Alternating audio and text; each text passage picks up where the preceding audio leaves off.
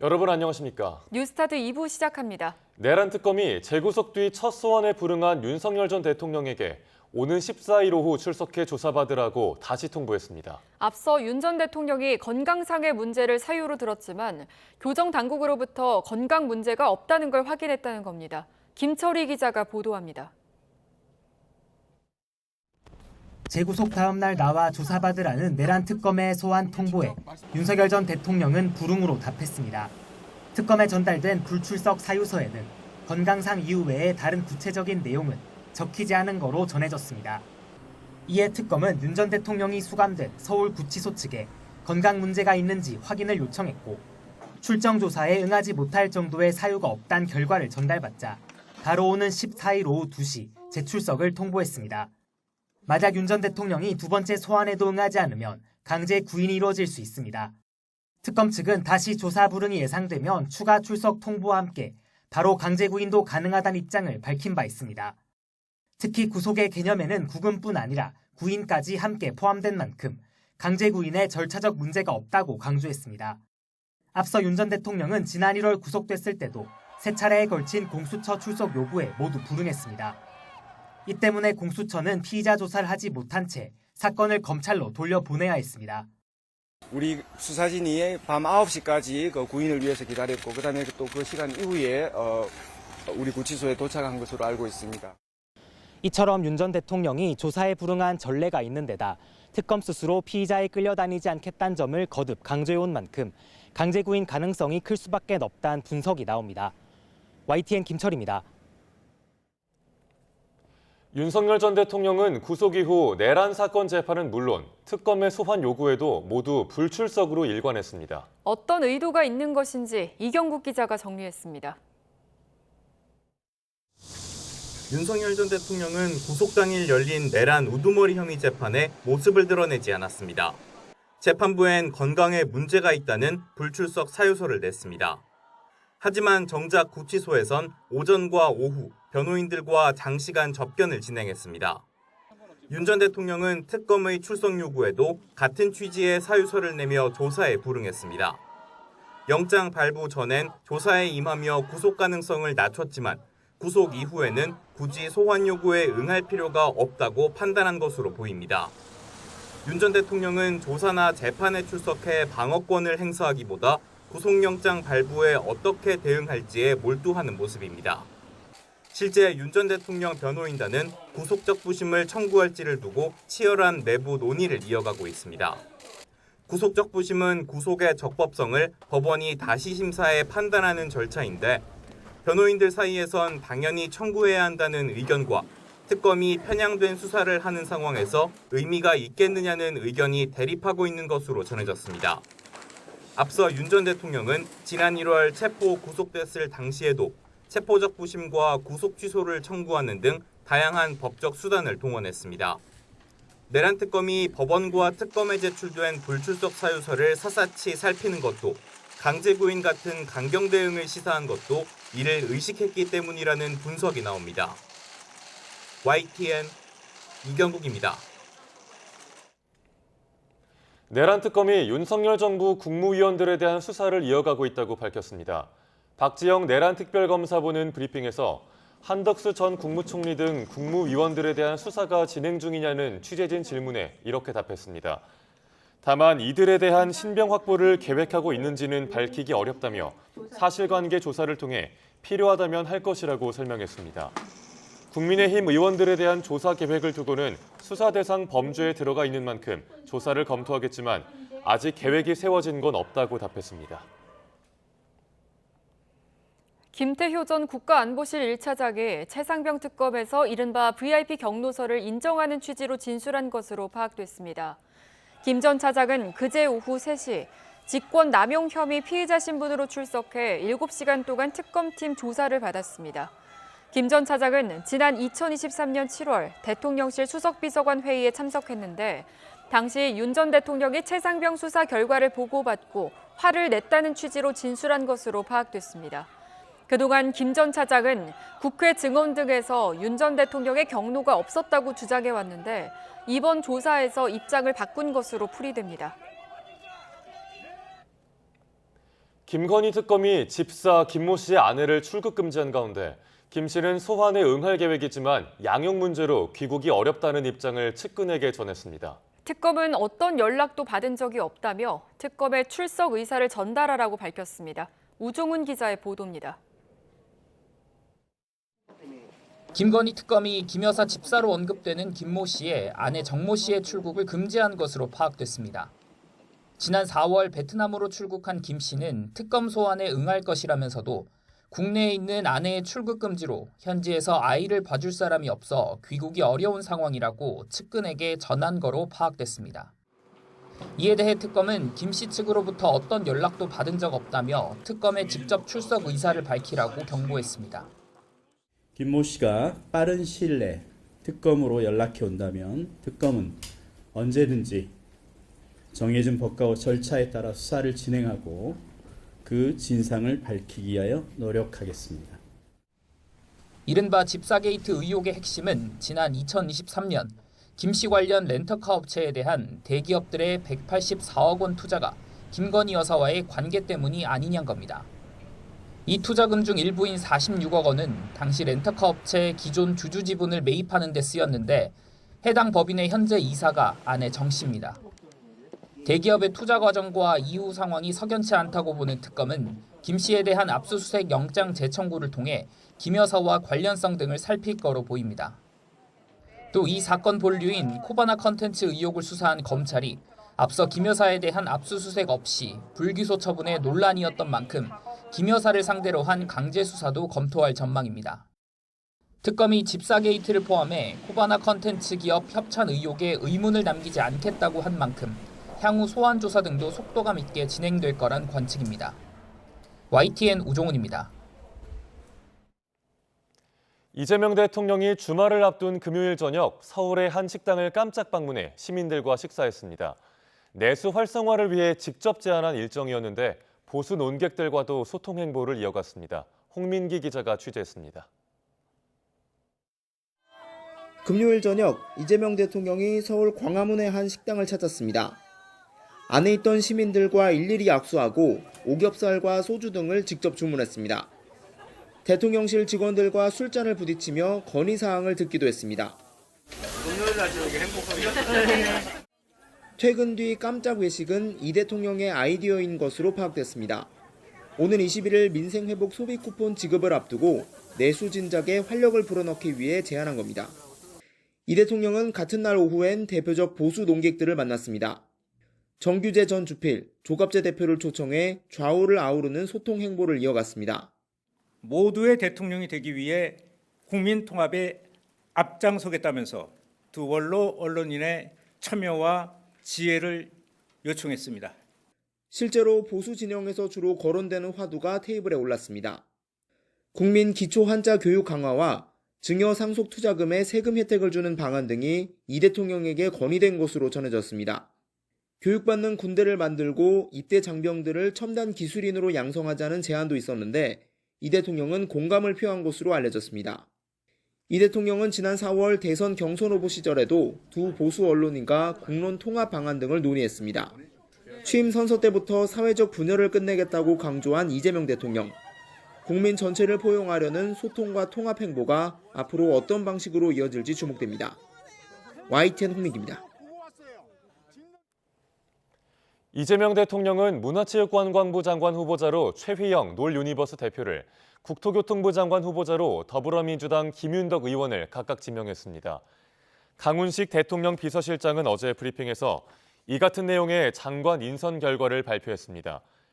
강 비서실장은 최 후보자의 경우 기자와 온라인 포털 대표, 여행 플랫폼 창업자 등 다양한 분야의 경력과 경험을 보유해 K컬처 시장 300조 원 시대를 열겠다는 대통령의 구상을 현실로 만들 거라고 소개했습니다.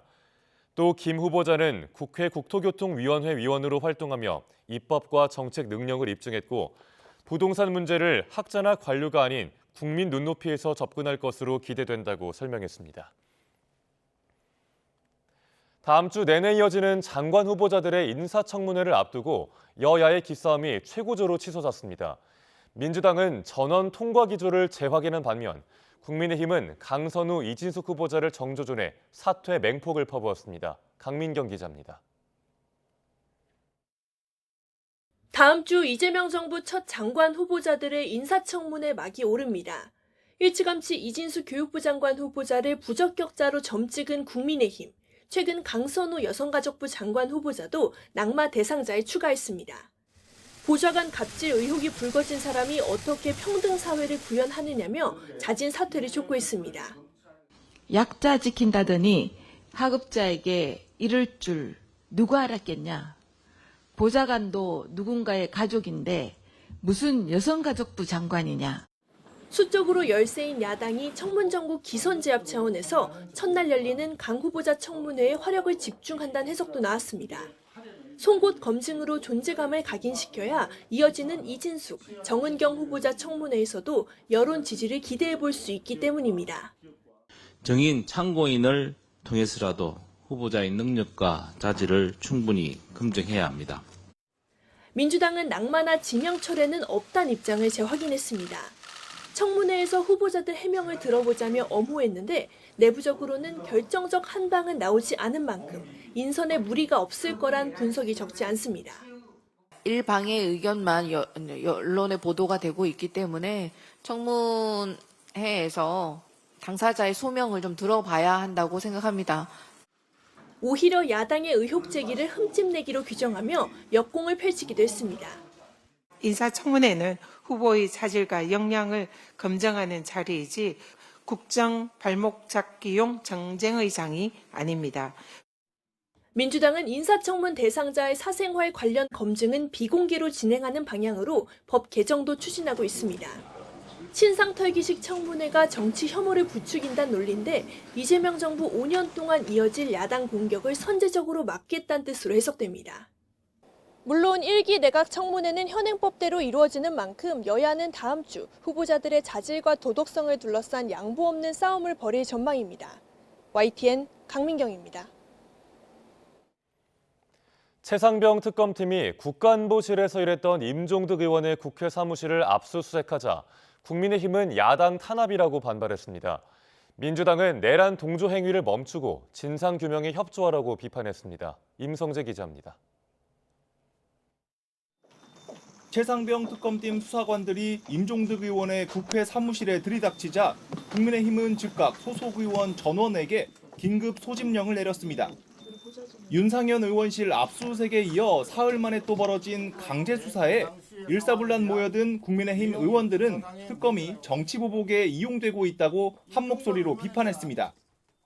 대통령실에 가서 압수수색을 해야 합니다. 왜 국회의원실에 와서 압수수색을 하는 것입니까? 임 의원이 국가안보실 2차장일 때 벌어진 이른바 VIP 경로서를 수사하면서 당시 근무처가 아닌 의원실을 터는 건 고의적인 망신주기라는 겁니다. 야당은 또 다른 기관에도 날을 세웠습니다. 국회 사무처엔 당사자 통보도 없는 무차별 압수수색을 허용하지 말라고 경고했고 영장을 발부한 법원엔 직접 몰려가 야당 탄압에 협조하지 말라고 규탄했습니다. 법원이 부하 뇌동하고 있습니다. 법원이 야당 죽이기에 공범이 되고 있습니다. 민주당은 그러나 정당한 특검 수사를 방해하는 건 내란 동조 세력이나 할 짓이라고 받아쳤습니다. 최근 윤 전 대통령 부부와 단절을 선언한 윤희숙 혁신위의 사과가 쇼가 아니라면 사사건건 트집 잡기보단 수사에 적극 협조하라고 압박했습니다. 특검을 거부하는 자가 범인이다라는 윤석열과 국힘의 지난 주장을 국민들은 절대 잊지 않고 있습니다. 세계 특검 수사의 종착지는 결국 김건희 여사 일당이라고도 확신했는데 법원이 최근 수사 범위 바뀌라며 김 여사 측근에 대한 압수수색 영장을 기각한 것에 불편한 기색을 숨기지 않았습니다. 법 미비나 해석 차이로 수사에 차질을 빚어선 안 된다며 아낌없이 입법 지원을 다하겠다고 힘을 실었습니다. 특검의 수사를 독려하는 민주당과 직접 유탄을 맞은 국민의힘 사이 날선 신경전이 계속될 것으로 보이는데 이 수사에 이은 기소, 재판까지 고려하면 이런 대치 구도가 꽤 오래 이어질 거란 전망이 나옵니다. YTN 임성재입니다.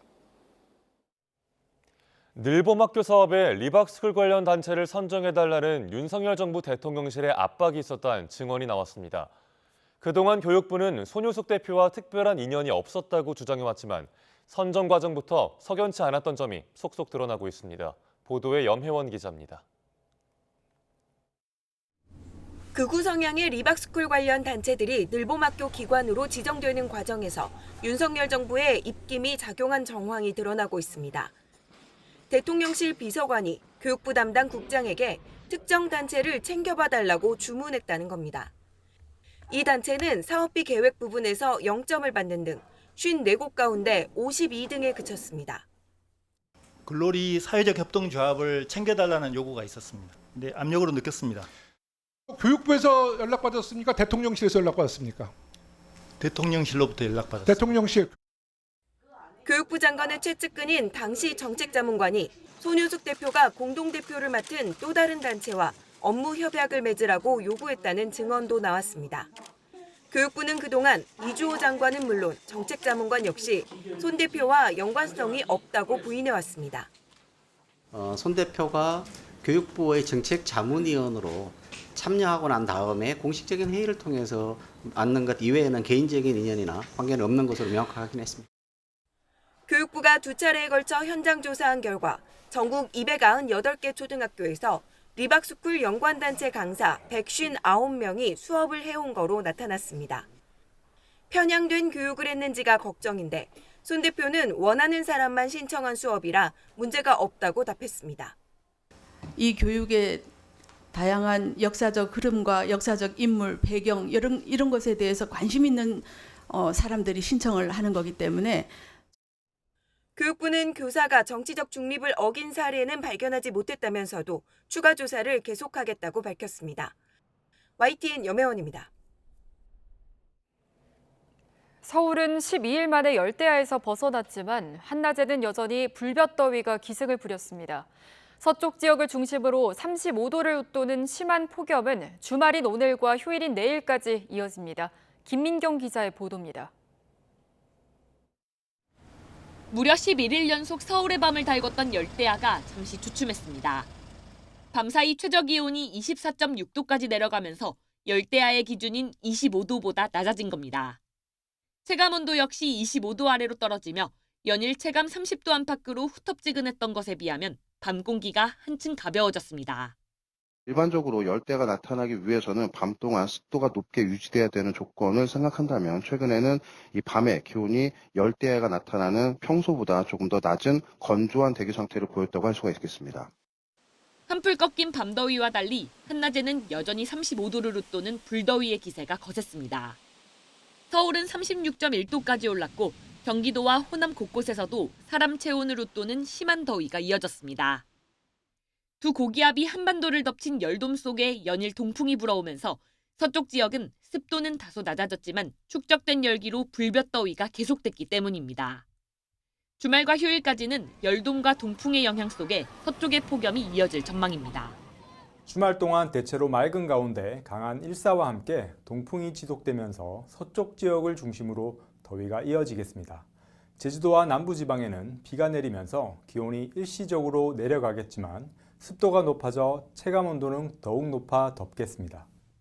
다음 주부터는 열돔이 해소되고 바람 방향이 바뀌면서 극심했던 더위도 누그러질 걸로 보입니다. 다만 북쪽에서 찬 공기가 내려오면서 한반도의 열기와 부딪혀 장마가 아직 끝나지 않은 중부지방은 거센 장맛비가 쏟아질 가능성이 있습니다. 이와 함께 한반도 남쪽에서 열대 수증기가 북상해 남부지방에도 강한 비가 내릴 우려가 있습니다. YTN 김민경입니다. 연일 이어지는 폭염에 하루 대부분을 야외에서 보내는 배달 노동자들도 어려움을 겪고 있는데요. 폭염 대책 마련과 함께 노동자로서 권리를 보장받고 싶다고 호소했습니다. 배민혁 기자가 보도합니다.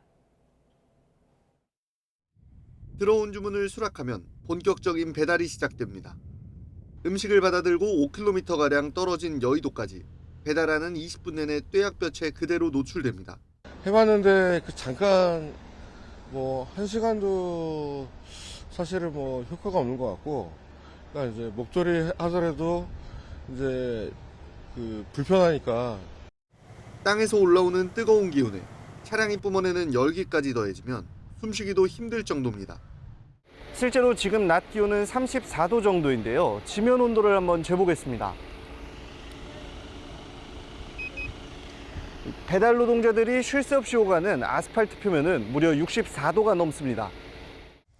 이런 날씨에 종일 밖에 머물다 보면 금세 녹초가 됩니다.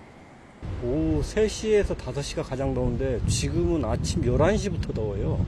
그러다 보니까 한시만 돼도 사람이 녹초가 돼버리더라고요. 그냥 말 그대로 그냥 힘이 다 빠져버리더라고요. 다리에서. 그래가지고 어쩔 때는 막 오토바이 타다가 헛구역질이 나오더라고요. 일부 지역에서는 배달 노동자, 택배 노동자 등 무더위 속에 야외에서 활동하는 노동자들을 위한 쉼터가 운영되고 있습니다. 에어컨과 시원한 생수까지 있어 더위를 식히기 제격이지만 배달 동선이나 활동 지역과 먼 경우가 많아 이용이 쉽지는 않습니다. 이 때문에 노동자들은 이미 여러 지역에 설치돼 있고 평소 동선과도 자주 겹치는 플랫폼 기업의 물류창고 등을 활용해 쉼터가 더 늘어나기를 바랍니다. 배달 노동자들은 또 노동자가 아닌 자영업자로 분류돼 최저임금 등 노동자의 권리를 보장받지 못한다고 지적합니다. 일부 플랫폼 기업들이 노동자와 협의 없이 약관을 변경해 배달료를 삭감하기도 한다고 비판하는데 배달 플랫폼 노조는 오는 16일 총파업을 통해 정부의 이 같은 문제 해결을 촉구할 계획입니다. YTN 배민혁입니다. 폭염이 이어지면서 남해안 양식장 어민들의 시름도 깊어지고 있습니다. 바닷물 수온이 급격히 오르면서 지난해에 이어 올해도 대규모 피해가 우려되기 때문입니다. 박종혁 기자의 보도입니다. 어류 90여만 마리를 키우는 경남 거제의 양식장입니다. 이곳은 고수온에 취약한 어종 조피볼락이 절반을 차지해 비상이 걸렸습니다. 현재 남해안의 바닷물 온도는 28도 가까이 치솟아 조피볼락의 폐사 우려가 커진 상황입니다. 폭염이 이어지면 바닷물 온도도 상승하는 만큼 어민들은 피해가 발생할까 걱정입니다. 작년, 재작년까지 너무 많은 피해, 입식량에 비해서 거의 폐사량이 50%를 지금 넘는 정도까지 지금 피해를 입고 있습니다. 지금. 어민들은 어류를 수심 깊은 곳으로 이동할 수 있도록 기존보다 1, 2m 긴 12에서 13m짜리 그물을 새로 설치하며 고수온에 대비하고 있습니다. 또 피해가 예상되면 먹이 공급도 중단할 예정입니다. 지난해 남해안에선 고수온에 양식 오류 등이 폐사해 660억 원가량 피해가 났습니다. 특히 올여름엔 남해의 표층 온도가 평년보다 1도 높을 것이라는 전망도 나왔습니다. 이미 남해안 곳곳에는 고수온 주의보와 예비특보가 내려진 상태입니다. 경남 해역의 고수온이 지속되고 그리고 수온이 더 높이 상승하는 경우에는 경남 연안과 내만에서 많이 하고 있는 이런 양식 어가에서 피해가 발생할 수 있기 때문에 고수온 피해 우려에 경상남도는 면역 증강제와 예방 백신을 양식장에 공급하고 있습니다. 해양수산부도 고수온에 약한 어종은 피해가 발생하기 전에 일찍 출하하라고 권고했습니다. YTN 박종혁입니다. 여름철의 대표 과일 수박 가격이 오르고 있습니다. 이상기후가 작황에 영향을 끼쳤기 때문인데 다른 과일과 채소 가격도 폭염 등 날씨의 영향으로 공급이 원활하지 못한 상황인데요. 이상 고온은 앞으로 반복될 수밖에 없어 신선식품 물가 관리에 큰 부담으로 작용하고 있습니다. 오동건 기자가 보도합니다. 두드려보고 줄무늬를 비교하며 꼼꼼히 수박을 고르는 소비자들. 최근 수박 가격이 고공행진하자 더욱 신중한 모습입니다. 7월 들어 이 수박 가격이 오르면서 소매가가 평균 한 통에 28,000원을 넘어섰습니다. 작년과 비교하면 36%, 평년과 비교해도 42% 넘게 올랐습니다. 인기 여름과일 수박이 금수박이 된 이유는 뭘까? 지난 6월 주산지에 내린 잦은 비와 일조량 부족으로 생육이 지연돼 공급이 줄었고 무더위가 빨리 시작되면서 수요는 크게 늘었기 때문입니다. 그런데 수박을 대체할 수 있는 다른 과일도 같은 이유로 나란히 가격이 오르고 있습니다. 백도복숭아는 10개에 23,414원으로 지난해보다 12% 가까이 올랐고 포도 역시 약 25% 올랐습니다. 조금 비싸진 것 같아요, 예전보다는. 한 통 다 사기는 부담돼요. 과일뿐만이 아닙니다. 폭염은 채소 작황에도 영향을 끼치고 있습니다. 오이와 깻잎 모두 공급 부족으로 지난해보다 27% 넘게 올랐습니다. 농식품부와 농촌경제연구원은 일단 수박은 7월 중순부터 가격이 안정될 가능성이 높다고 보고 있습니다. 다만 7월 중순 이후부터 예언되었던 물량이 영국 봉화나 강원 양구 지역에서 출하되면서 수박 공급은 7월 상순 대비 개선될 것으로 예상됩니다. 한국은행은 기온이 1도 오를 때 농산물 가격이 평균 0.4에서 0.5%포인트 상승한다고 분석했습니다. 이상 고온에 농작물 수확량이 줄어 식료품 물가가 오르는 현상 히트플레이션. 이상 고온은 매년 더 심해질 것으로 예고돼 앞으로 히트플레이션이 계속될 수도 있다는 우울한 전망이 나오고 있습니다. YTN 오동건입니다. 내일은 무더위에 잠 못 이루는 밤이 이어지고 있는데요. 땀을 식히려는 시민들이 집 밖으로 나와 강변과 야외 수영장을 찾았습니다. 물장구도 치고 바람도 쐬면서 더위와 함께 피로도 날려보냈습니다. 이현정 기자가 현장에 다녀왔습니다. 해가 져도 식지 않는 열기에 야외 수영장이 가득 찼습니다. 황영색색 수영복을 입고 물 속으로 풍덩풍덩 뛰어듭니다. 물 만난 고기가 되어 물놀이를 즐기는 아이들 웃음소리가 경쾌합니다. 수영장에서 퐁당 들어가면서 노니까 진짜 시원하고 상쾌한 기분이에요. 수영으로도 막 연습도 하고 그랬어요. 잠그고 잠수하고 물 뿌리고 엄청 재밌게 놀았어요. 더위 그런 거 모르겠고 그냥 물놀이에서 노니까 너무 재밌어요. 첨벙첨벙 물장구를 치고 물총놀이까지 하다 보면 더위도 어느새 잊힙니다. 캄캄해진 늦은 시간에도 땀이 맺힐 정도로 후덥지근한데요. 이렇게 수영장물에 발을 담가보면 땀이 쏙 들어갈 정도로 시원합니다. 한강공원도 돗자리를 펴고 강바람을 쐬는 사람들로 붐볐습니다. 탁 트인 야경에 더위로 숨막혔던 가슴이 뻥 뚫리는 듯합니다. 더위에도 진짜 많이 지쳐서 집에만 있어도 힘들었는데 이렇게 한강 앞에 와서 누워있고 맛있는 거 먹고 하니까 너무 좋아요. 정다운 친구 연인끼리 도란도란 이야기를 나누다 보면 시간이 가는 줄도 모릅니다. 폭염이 기승을 부리는 하루하루지만 시민들은 각자의 방법으로 더위를 견디고 있었습니다. YTN 이현정입니다. 트럼프 미국 대통령이 동맹국을 향해 친구가 적보다 나빴다며 상호 관세 협상에 제대로 임하라고 불만을 나타냈습니다. 50% 초고율 관세를 예고한 브라질에 대해서는 전 대통령 기소를 다시 문제 삼았는데 룰라 대통령은 맞서 싸우겠다고 밝혔습니다. 워싱턴의 홍상희 특파원입니다. 다음 달 1일로 관세 시한을 유예한 트럼프 대통령이 동맹국의 불만을 나타냈습니다. 솔직히 친구가 적보다 나빴다면서 관세 협상에 열심히 임하라는 의미심장한 조언을 했습니다. I think just keep working hard. We've been taken advantage of for many years by countries, both friend and foe. And frankly, the friends have been worse than the foes in many cases. 우리를 포함한 세계 각국이 관세 유예 마감 전까지 미국과 협상에 진력해야 한다는 뜻으로 풀이됩니다. 50% 폭탄 관세를 예고한 브라질에 대해서는 룰라 대통령과 언젠간 통화하겠지만 지금은 아니라고 말했습니다. 그러면서 쿠데타를 모의한 혐의로 기소된 보우소나로 전 브라질 대통령을 다시 옹호했습니다. They're treating President Bolsonaro very unfairly. He's a good man. And I can tell you he was a very honest man and he loved the people of Brazil. 룰라 대통령은 미국이 브라질의 적자를 보고 있지 않다며 트럼프 대통령이 잘못된 정보를 가지고 있다고 강조했습니다. 트럼프 대통령에 대한 항전 의지와 함께 보복 관세 가능성도 다시 언급했습니다. Vou tentar brigar em todas as esferas para que não venha taxação. Agora, se não tiver jeito no papo, no tete a tete, nós vamos estabelecer a reciprocidade. Taxou aqui, a gente taxa lá. Taxou aqui. 당초 관세율보다 10%포인트 올린 35%의 상호 관세를 통보한 캐나다에 대해 트럼프 대통령은 서한이 잘 도착한 것 같다며 말을 아꼈습니다. 제롬 파월 미 연준 의장을 향해선 여전히 기준금리를 3%포인트 낮춰야 한다고 촉구했지만 해고는 하지 않을 거라고 말했습니다. 워싱턴에서 YTN 홍상입니다.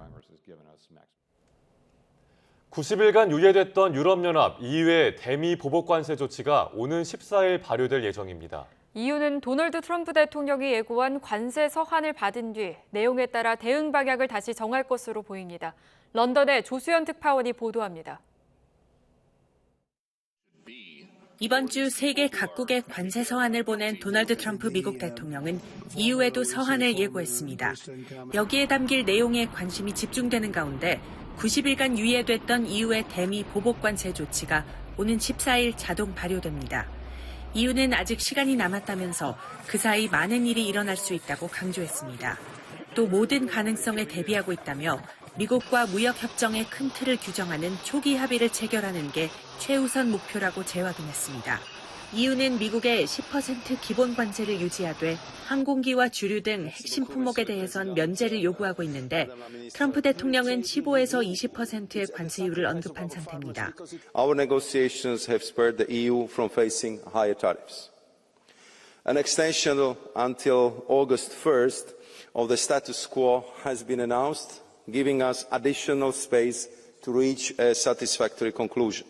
앞서 EU는 미국의 철강 알루미늄 관세에 대응하기 위해 일찌감치 1차 보복 조치를 마련했지만 지난 4월 트럼프 대통령이 발표한 상호 관세 유예 기간에 맞춰 보복 조치 시행도 90일간 보류했습니다. 그 사이 대미 협상이 본격화했지만 아직 합의에 도달하지 못한 상황에서 보복 조치 시행을 다시 코앞에 두게 된 겁니다. 보복 조치는 모두 210억 유로, 약 33조 9천억 원 상당의 주요 미국산 수입품에 10% 또는 25%의 추가 관세를 부과하는 내용을 담고 있습니다. 이유는 서한 내용에 따라 대응 방향을 결정할 것으로 보이는데 다른 국가들이 받은 것처럼 관세율을 통보하는 형식은 아닐 수 있다고 예상했습니다. 최근 미국과 EU의 협상에서 일부 진척이 있었다는 소식이 잇따른 가운데 서한의 수위에 따라 EU가 보복 조치 시행을 또다시 연기할 가능성도 있습니다. 런던에서 YTN 조수연입니다. 미 국무부가 미국에서 일하던 외교관과 직원 1,353명을 해고하겠다고 통보했다고 로이터 통신이 보도했습니다. 로이터가 입수한 내부 통지문을 보면 국무부 소속 일반 공무원 1,107명과 외교관 246명이 대상으로 해고 전 최대 90일 동안 행정휴직 상태에 들어가게 됩니다. 미 국무부는 통지문에서 외교적 우선순위에 집중하기 위해 국내 운영 간소화를 진행 중이라며 핵심 기능이 아닌 중복되거나 불필요한 부서, 효율성 개선 필요성이 발견된 부서를 대상으로 인력 감축을 하게 됐다고 설명했습니다. 로이터 통신은 이번 해고 대상 인원의 자발적 퇴직을 포함하면 미국에서 일하는 국무부 전체 직원 18,000명 가운데 17% 정도에 해당하는 약 3,000명이 감축될 예정이라고 보도했습니다. 입법 절차를 마친 트럼프 미국 대통령의 크고 아름다운 법안의 최대 수혜자가 중국이 될 거란 전망이 많습니다. 그러나 단기적으로는 중국을 크게 아프게 할 수도 있다는 분석도 함께 나오고 있습니다. 권영희 기자가 보도합니다. 크고 아름다운 법안의 가장 큰 문제점은 재생에너지 산업 지원책을 없앤 것입니다. 인공지능 AI라는 전기 먹는 괴물의 시대가 열린 시점에서 큰 패착이 될 수 있습니다. 머지않아 AI의 전력을 공급할 수 있는 싸고 깨끗한 전기를 얼마나 많이 생산할 수 있느냐가 그 나라 경제력과 군사력의 미래를 결정지을 수 있습니다. 태양광과 배터리, 풍력 등 해당 산업을 주도하고 있는 중국의 시장 장악력이 커질 게 분명합니다. Why we're cutting out this American industry when we need to win this, this energy race, and it's the fastest, most affordable electrons we can get on the grid. 지난 2000년 미국은 중국의 3배 가까운 전기를 생산했지만 지금은 중국 생산량이 미국의 2배가 넘습니다. 중국은 석유와 석탄, 원자력은 물론 풍력, 태양광 등 모든 에너지를 활용해 전기를 만들고 점차 오염이 심한 에너지원을 줄이는 전략을 씁니다. 반대로 미국은 재생에너지 산업을 사실상 포기하는 정책을 택했습니다. Industries that claim that they won't exist without these generous Washington subsidies maybe shouldn't exist. We shouldn't be propping up businesses that don't make any economic sense. 전문가들은 단기간에 재생에너지 없이 폭증하는 전기 수요를 감당하는 것은 불가능하다고 단언합니다. 원자력 발전소는 짓는 데만 최소 10년이 걸리고 천연가스를 전기로 바꿔줄 대형 가스터빈 설비도 빨라야 2030년에나 설치할 수 있습니다. 그러나 텍사스에선 새로운 태양광 발전소와 배터리 저장 시스템을 단 18개월 만에 지어서 가동할 수 있습니다. 이 때문에 크고 아름다운 법안은 전기의 미래를 중국에 넘기며 오히려 중국을 위대하게 만들 가능성이 있습니다. 다만 트럼프가 이 법안의 후폭풍을 뚫고 정치적 입지를 안정화할 경우 중국에 대한 협상력을 강화하며 거세게 밀어붙일 기회를 얻게 됩니다. 이렇게 되면 단기적으론 중국에 큰 압박이 될 수도 있습니다. YTN 권영입니다. 세르게이 라브로프 러시아 외무장관이 북한 원산에 도착해 사흘간의 외교 일정에 돌입했습니다. 우크라이나 전쟁 이후 북한과 러시아가 밀착을 강화하고 있는 가운데 북한 김정은 위원장의 러시아 방문 논의가 관심입니다. 신호 기자가 보도합니다. 라브로프 러시아 외무장관이 북한에서의 2박 3일 일정을 시작했습니다. 아세안 외교장관 회의에서 한반도 분쟁 가능성을 시사하면서 북한 안보에 대한 지지 입장을 밝힌 직후입니다. Масштабные военные учения, да еще и с ядерным компонентом. Так что это тоже такой конфликтный потенциал здесь тоже серьезный. 미국의 핵 전략 자산인 B-52 폭격기가 포함된 어제 한미일 연합훈련을 지적한 것으로 해석됩니다. 잡혀 있는 일정은 최선희 외무상과의 전략 대화지만 김정은 국무위원장을 만나 모스크바 방문 일정을 논의할지가 더 주목됩니다. 북한과 러시아는 우크라이나 전쟁 이후 국제사회의 비판을 외면하고 밀착 관계를 한층 강화하는 모습을 보이고 있습니다. 지난달에는 쇼이구 러시아 국가안보회의 서기가 김 위원장을 만난 뒤 쿠르스크 재건 사업에 북한 공병 6,000명 파견이라는 선물을 받았습니다. Это такая братская помощь корейского народа и руководителя Ким Чен Ына. 라브로프 장관이 찾은 지역이 평양이 아닌 원산이라는 점도 눈에 띕니다. 원산은 북한이 11년 만에 완공한 갈마 해안 관광지구가 있는 곳인데 지난달 김 위원장이 참석한 준공식에도 외교 사절 중에는 러시아 대사만 왔습니다. 북한 입장에서는 러시아 관광객 유치가 절실한 상황이라 김 위원장의 모스크바 방문을 계기로 군사협력 대가로 경제협력을 받는 방식의 돌파구를 모색할 가능성이 있습니다. YTN 신호입니다. 고온과 습한 날씨가 계속되는 요즘 외식하거나 집에서 요리하실 때 식중독 주의하셔야겠습니다. 서울 서초구의 한 김밥집에서 김밥을 사 먹고 식중독 증상을 호소한 사람이 130여 명에 달해 당국이 역학조사에 나섰습니다. 황혜경 기자가 보도합니다.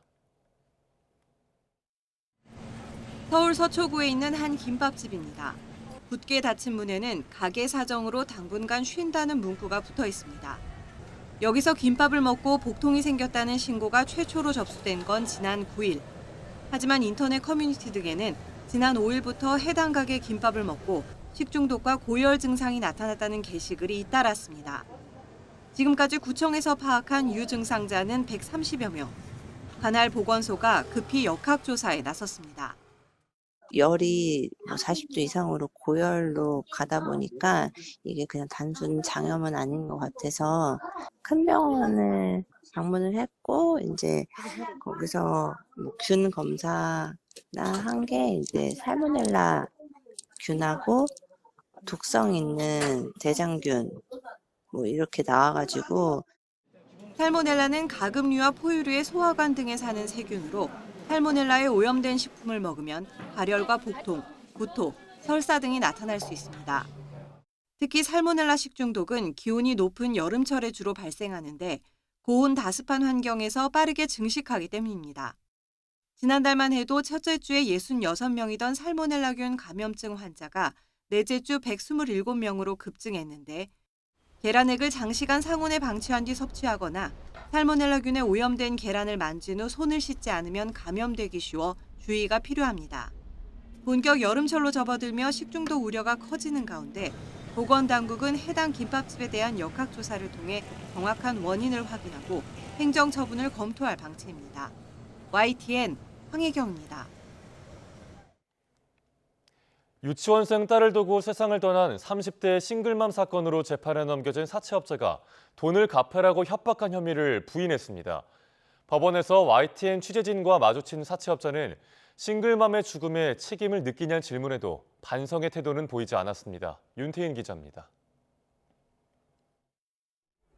사채를 갚으라는 추심에 시달리던 30대 여성 A씨는 지난해 9월 딸을 두고 스스로 목숨을 끊었습니다. A씨가 사채업자들에게 빌린 금액은 수십만 원 정도가 대부분이었지만 동료와 가족 등 주변 사람들에게 돈을 갚으라는 협박 문자가 하루에도 수백 통 발송됐던 것으로 YTN 취재 결과 확인됐습니다. 혼자서 아이 키우고 아프신 아버님도 모시고 살고 하다 보니 힘든데 하루 사이에도 100통 넘게 올 정도로 며칠 동안 계속 왔었어요. 사채업자들 가운데 30대 김모 씨가 지난 1월 구속 기소됐습니다. 구속 상태에서 재판을 받아온 김 씨는 선고를 앞두고 변론이 재개되면서 보석으로 풀려났는데 김 씨는 A 씨에 대한 협박 혐의를 모두 부인했습니다.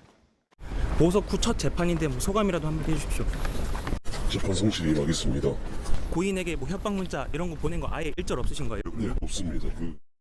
싱글맘의 죽음에 책임을 느끼지 않는 모습도 보였습니다. 고인 죽음에 책임감 느끼십니까? 그런 사실이 없습니다. 그리고는 고급 승용차에 올라타 법원을 빠져나갔습니다. 김 씨는 지난해 7월부터 4개월 동안 A 씨를 포함한 채무자 6명에게 수천 %의 이자로 돈을 빌려주고 지인들에게도 돈을 갚으라고 협박한 혐의 등을 받습니다. 검찰은 당초 파악한 채무자 6명 외에 1명에 대한 추가 피해 사실을 확인하면서 공소장을 변경했습니다. 싱글맘이었던 A 씨가 유치원생 딸을 두고 세상을 떠나면서 사채업자에 대한 처벌 수위가 주목되는 가운데 재판부는 다음 달 29일 증인들을 불러 신문하는 등 공판을 이어갈 예정입니다. YTN 윤태인입니다. 경찰이 길에서 모르는 여성의 다리를 걷어차는 등 폭행하고 달아난 남성을 추적하고 있습니다. 이 남성은 피해 여성을 최소 100m 이상 뒤따라가다가 범행을 저질렀습니다. 유서연 기자의 단독 보도입니다.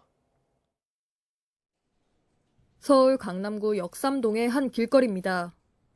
모자를 뒤로 돌려 쓰고 검은 옷을 입은 남성이 통화 중인 여성을 뒤따라갑니다.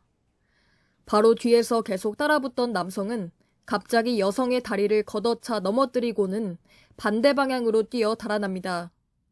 범행 장소입니다. 남성은 이렇게 서울 도심 한복판에서 사람들이 많은 출근 시간대에 범행을 저질렀습니다.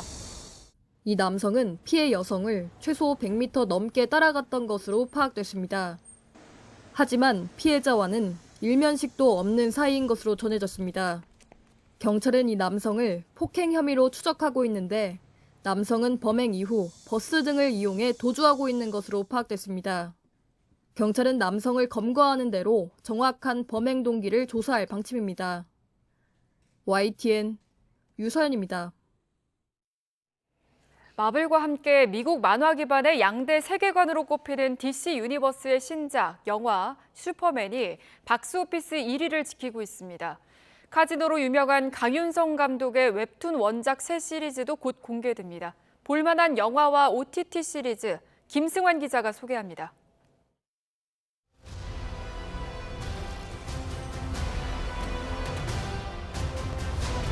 영웅 슈퍼맨이 악당을 물리치는 통쾌한 서사가 12년 만에 돌아왔습니다. 가디언즈 오브 갤럭시 감독 제임스 건이 DC 스튜디오 CEO가 된 뒤 처음 연출한 영화입니다. What if Superman was real? If Superman was real, what would his feelings be? What would his thoughts be? What would his relationship to his girlfriend be like? What would his relationship to the government be like? I think it's a rare and fantastic opportunity for an actor to get to play a character that has been so strongly established in the public consciousness by so many great actors. 대박 나무다 대박. 쪽박 나무다 쪽박. 1970년대 전남 신안 앞바다에서 발견된 보물선. 이를 차지하려는 온갖 인간 군상들의 모습을 속도감 있게 그려냅니다. 윤태호 작가의 인기 웹툰이 원작입니다. 컴퓨터나 이런 것들이 다 없었던 그런 시대에 이 사람들은 어떻게 생각을 하고 어떻게 모략을 꾸미고 그래서 그 묘수들이 더욱 클래식하면서도 더욱 재밌는 것 같아요. 올 여름 무덥지만 또 어떤 바다의 풍광과 그리고 보물을 찾기 위해서 소동, 자충우돌 그런 이야기들이 굉장히 재밌으니까요. 예수의 탄생부터 부활을 다룬 국산 애니메이션입니다. 북미 박스오피스 사상 한국 영화 최고 매출을 기록하고 상륙했습니다. 종교 여부와 상관없이 모든 가족들이 함께 보면서 다시 한번 사랑의 회복에 대해서 얘기해 볼 수 있는 영화라고 생각합니다. 케네스 브래너 등 할리우드 유명 배우들이 미국판 더빙에 우리말 버전엔 이병헌, 이한희 등 톱스타들이 목소리 연기를 펼쳤습니다. YTN 김승환입니다. 애니메이션 K-팝 데몬 헌터스가 넷플릭스뿐 아니라 미국 음원 차트까지 휩쓸고 있습니다. 내년 초에 열리는 아카데미 시상식에 주제가상 후보로도 출품하며 기대감을 높이고 있습니다. 신지원 기자가 보도합니다.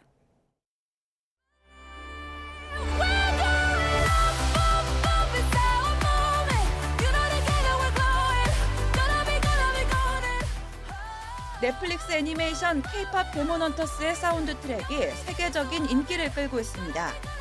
극중 악령에게서 팬들을 지키는 걸그룹 헌트릭스가 부른 골든, 테이크다운과 같은 곡뿐 아니라 보이밴드 사자보이즈가 부른 유어 아이돌, 소다팝 등 무려 7곡이 빌보드 핫백 싱글 차트에 동시 진입했습니다. 세계 최대 음원 스트리밍 플랫폼 스포티파이에서도 7월 첫째 주 앨범 부문 1위를 차지했습니다. 실제 K-팝 아이돌 그룹의 인기를 뛰어넘은 기록입니다. 사운드 트랙 제작 과정에는 실제 K-팝 프로듀서들이 참여해 완성도를 높였습니다. We legitimately fit into the K-pop space. We felt that it was important to partner with the Korean label, and we landed with Black Label because we were all fans of Teddy Park. 세계적인 돌풍에 힘입어 K-팝 데몬 헌터스는 내년 초 열리는 미국 아카데미 시상식의 주제가상 후보로 골든을 공식 출품하기로 했습니다. 주인공 헌트릭스의 멤버 루미가 하이라이트 장면에서 부른 곡으로 K-팝 프로듀서 테디와 SM 엔터테인먼트 연습생 출신 김은재 씨 등 5명이 공동 작곡했습니다. 골든은 지난 4일 싱글 앨범으로 정식 발매되며 아카데미 출품 요건을 충족한 가운데 아카데미 측도 공식 SNS 계정에서 해당 곡을 언급하며 기대감이 높아지고 있습니다. YTN 신지원입니다.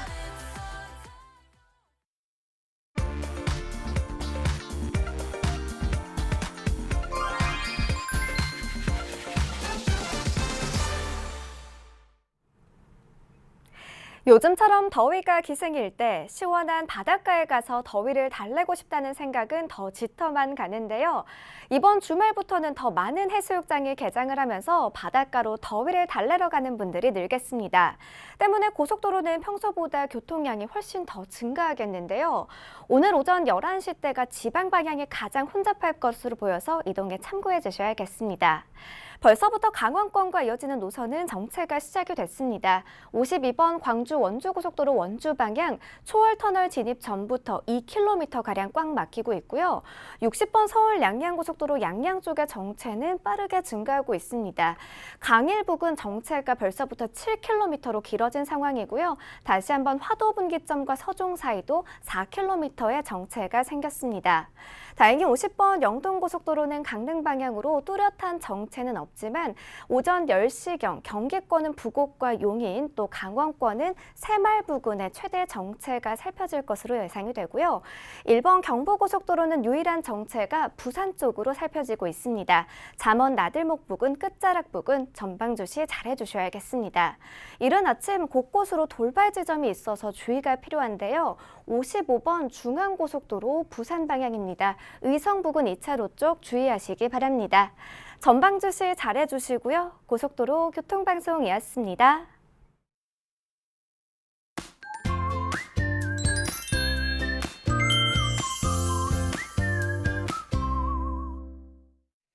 이번 주말도 불볕더위가 이어집니다. 서쪽을 중심으로 폭염경보가 이어지는 가운데 35도를 웃도는 폭염이 이어지겠는데요. 오늘 서울의 낮 기온은 36도까지 오르겠고 더위가 주춤한 동해안도 내일부터는 30도를 웃돌면서 덥겠습니다. 오늘 전국이 맑겠지만 자외선이 강합니다. 온열 질환 위험이 높은 만큼 최대한 야외 활동을 피하시는 게 좋겠습니다. 전남 북서부는 소나기 예보가 있고요. 제주도는 종일 비가 오락가락하겠습니다. 현재 기온 살펴봅니다. 이 밤사이 대부분 열대야는 없었습니다. 서울은 현재 24.4도, 청주가 24.2도 보이고 있고요.